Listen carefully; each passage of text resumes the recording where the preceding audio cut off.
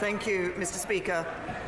Mr. Speaker, I'm sure that the whole House will join me in condemning Saturday's car bomb attack in Londonderry and paying tribute to the bravery of the Northern Ireland Police and the local community who helped to ensure that everyone got to safety. This House stands together with the people of Northern Ireland in ensuring that we never go back to the violence and terror of the past.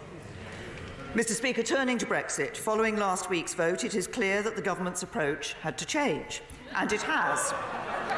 Having established the confidence of Parliament in this government, I've listened to colleagues across Parliament from different parties and with different views.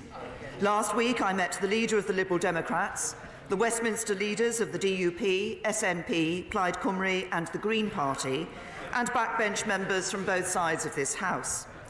My right honourable friend, the Chancellor of the Duchy of Lancaster, also had a number of such meetings.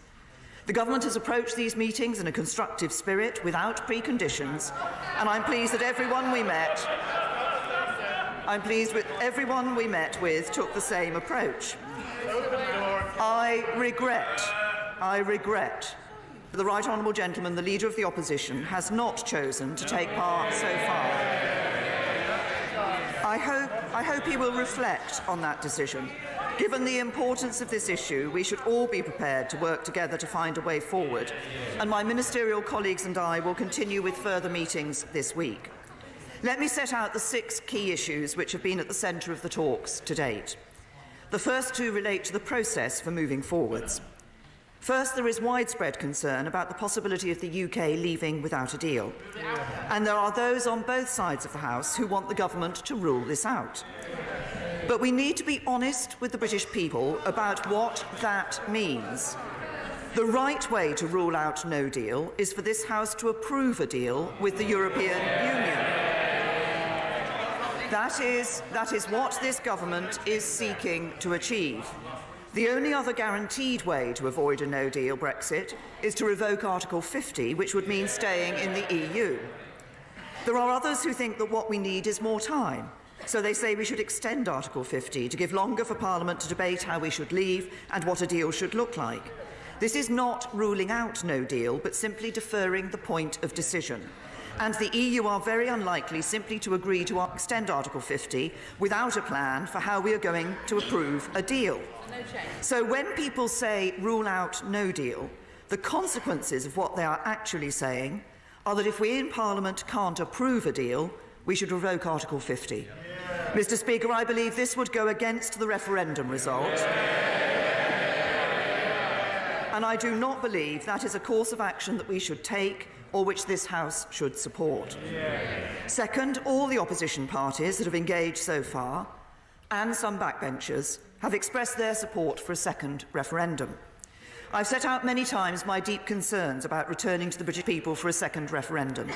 Our duty is to implement the decision of the first one. I fear a second referendum would set a difficult precedent that could have significant implications for how we handle referendums in this country, not least strengthening the hand of those campaigning to break up our United Kingdom. It would require an extension of Article 50. We would very likely have to return a new set of MEPs to the European Parliament in May. And I also believe that there has not yet been enough recognition of the way that a second referendum could damage social cohesion by undermining faith in our democracy. Mr. Speaker, we do not know what the right honourable gentleman, the Leader of the Opposition, thinks about this because he has not engaged. But I know there are members who have already indicated that they wish to test the support of the House for this path. I do not believe there is a majority for a second referendum. And if I am right, then just as the government is having to think again about its approach going forwards, then so too do those members who believe this is the answer. The remaining issues raised in the discussions relate to the substance of the deal, and on these points I believe we can make progress. Members of this House, predominantly but not only on the government benches and the DUP, continue to express their concern on the issue of the Northern Ireland backstop. All of us agree that as we leave the European Union, we must fully respect the Belfast Agreement and not allow the creation of a hard border between Northern Ireland and Ireland, nor indeed a border down the Irish Sea. And I want to be absolutely clear, in the light of media stories this morning, this government will not reopen the Belfast Agreement. I have never even considered doing so, and neither would I. With regard to the backstop, despite the changes we have previously agreed, there remain two core issues: the fear that we could be trapped in it permanently, and concerns over its potential impact on our union if Northern Ireland is treated differently from the rest of the UK. So I will be talking further this week to colleagues, including in the DUP, to consider how we might meet our obligations to the people of Northern Ireland and Ireland in a way that can command the greatest possible support in the House. And I will then take the conclusions of those discussions back to the EU. From other parts of this House, concerns have also been raised over the political declaration.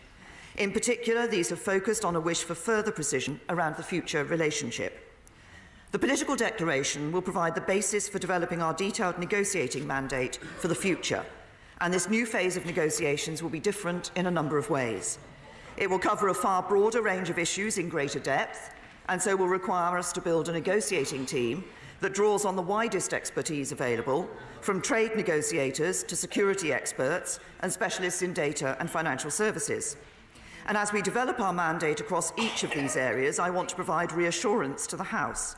Given the breadth of the negotiations, we will seek input from a wide range of voices from outside government. That must include ensuring Parliament has a proper say and fuller involvement in these decisions.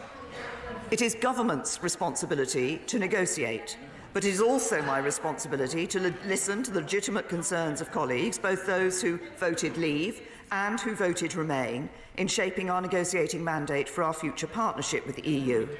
So the government will consult this House on its negotiating mandate to ensure that members have the chance to make their views known, and that we harness the knowledge of all select committees across the full range of expertise needed for this next phase of negotiations, from security to trade.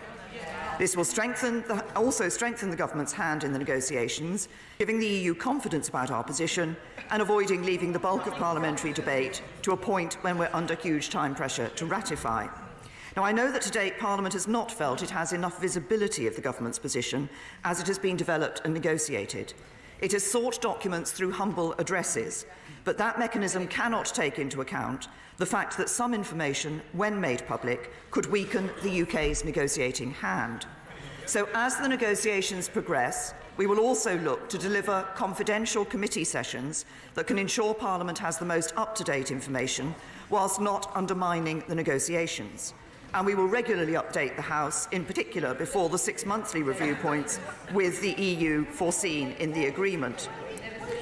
While it will always be for Her Majesty's government to negotiate for the whole of the UK, we are also committed to giving the devolved administrations an enhanced role in the next phase, respecting their competence and vital interests in these negotiations. I hope to meet both First Ministers in the course of this week, and will use the opportunity to discuss this further with them. And we will also look for further ways to engage elected representatives from Northern Ireland and regional representatives in England. And finally, we will reach out beyond this House and engage more deeply with businesses, civil society and trade unions. Fifth, honourable members from across the House have raised strong views that our exit from the EU should not lead to a reduction in our social and environmental standards, and in particular workers' rights. So I will ensure that we provide Parliament with a guarantee that not only will we not erode protection for workers' rights and the environment, but we will ensure this country leads the way. To that end, my right honourable friend, the Business Secretary, indicated the government's support for the proposed amendment to the meaningful vote put down by the honourable member for Bassett-Law, including that Parliament should be able to consider any changes made by the EU in these areas in future. My right honourable friend and others will work with members across the House, businesses and trade unions to develop proposals that give effect to this amendment, including looking at legislation where necessary. Sixth, and crucially, a number of members have made powerful representations about the anxieties facing EU citizens in the UK and UK citizens in the EU who are waiting to have their status confirmed. We have already committed to ensuring that EU citizens in the UK will be able to stay and to continue to access in-country benefits and services on broadly the same terms as now in both a deal and a no-deal scenario. Indeed, the next phase of testing of the scheme for EU nationals to confirm their status has launched today. And having listened to concerns from members and organisations like the 3 Million Group, I can confirm today that when we roll out the scheme in full on the 30th of March, the government will waive the application fee so that there is no financial barrier. So there is no financial barrier for any EU nationals who wish to stay.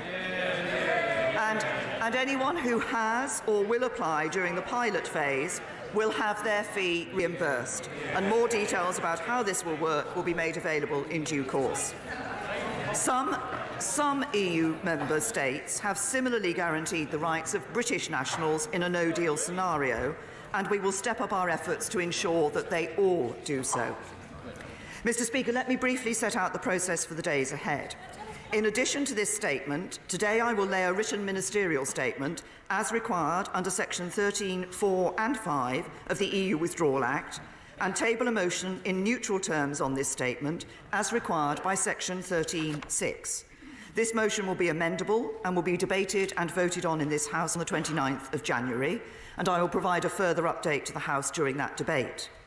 To be clear, this is not a rerun of the vote to ratify the agreement we have reached with the European Union, but the fulfilment of the process following the House's decision to reject that motion. The process of engagement is ongoing. In the next few days, my ministerial colleagues and I will continue to meet with members on all sides of the House and with representatives of the trade unions, business groups, civil society and others as we try to find the broadest possible consensus on a way forward. Whilst I will disappoint those colleagues that hope to secure a second referendum, I do not believe that there is a majority in this House for such a path. And whilst I want to deliver a deal with the EU, I cannot support the only other way in which to take no deal off the table, which is to revoke Article 50. So my focus continues to be on what is needed to secure the support of this House in favour of a Brexit deal with the EU. And my sense so far is that the 3 key changes are needed. First, we will be more flexible, open and inclusive in the future in how we engage Parliament in our approach to negotiating our future partnership with the European Union. Second, we will embed the strongest possible protections on workers' rights and the environment. And third, we will work to identify how we can ensure that our commitment to no hard border in Northern Ireland and Ireland can be delivered in a way that commands the support of this House and the European Union. In doing so, we will honour the mandate of the British people and leave the European Union in a way which benefits every part of our United Kingdom and every citizen of our country, and I commend this statement to the House.